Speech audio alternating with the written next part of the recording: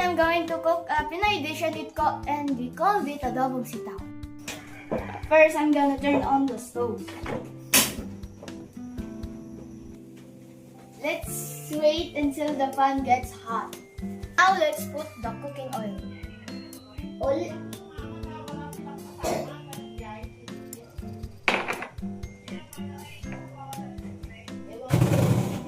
Nanay talaga, sasama kami. Now let's put the onion.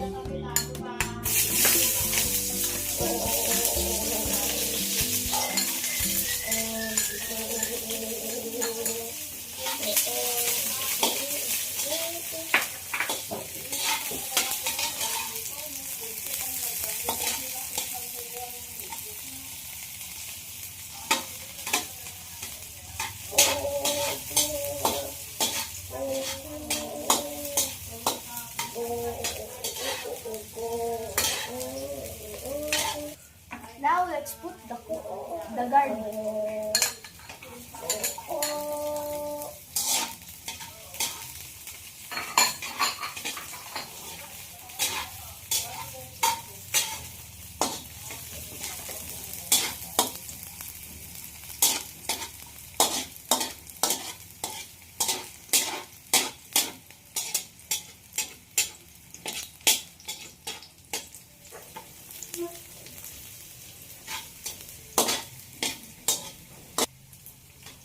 And now we are gonna put the ginger.